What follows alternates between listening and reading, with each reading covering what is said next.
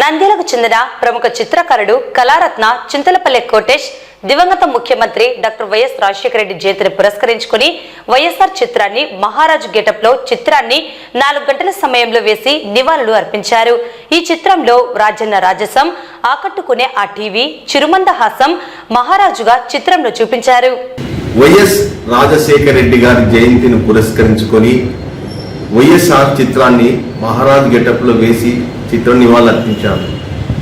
A3 drawing chart మీద water colours paintings లో వేశాను చిత్రాన్ని. ఈ చిత్రం వేయడానికి 4 గంటల సమయం పట్టింది. ఈ చిత్రంలో రాజన్న రాజసం, ఆకట్టుకునే చిరుమందహాసం, ఆ టీవీ దర్జాగా ఉన్నట్లు చిత్రంలో చూపించాను.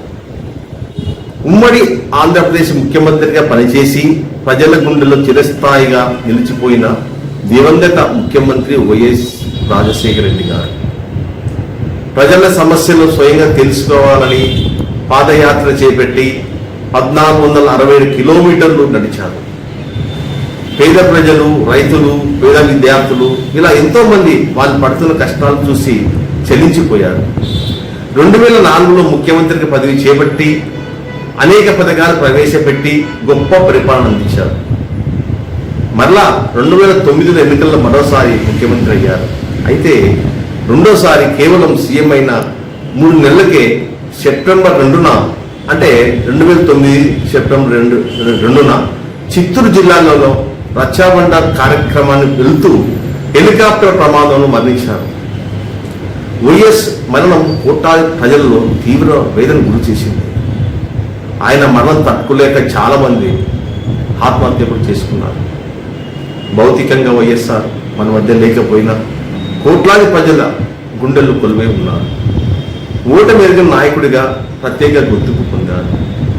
అసలైన రాజకీయ నాయకుడిగా, భారతదేశం గర్వించదగ్గ మంచి నాయకుడిగా, అసలైన పరిపాలన అందించిన మహారాజుగా తాను ఎవరైనా సరే అతనికి సరిపోయిన సరే వచ్చిన సాయం కూడిన వచ్చిన వారికి అండగా నిలిచారు. ప్రజానేతగా ఇలా అందరి హృదయాల్లో రాజన్న ఉంటాడు. కోట్లాది ప్రజల అభిమానుల్లో నేను ఒకరు.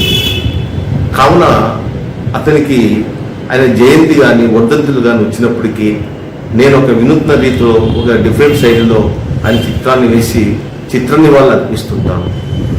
ఈసారి ఆయన ఒక మహారాజుగా, అంటే రామయ్య రాజ్యం ఎలా ఉంటుందో రాజన్న రాజ్యం ఎలా ఉంటుందో రాజన్న కూడా మహారాజులుగా ఈ చిత్రంలో చూపించారు.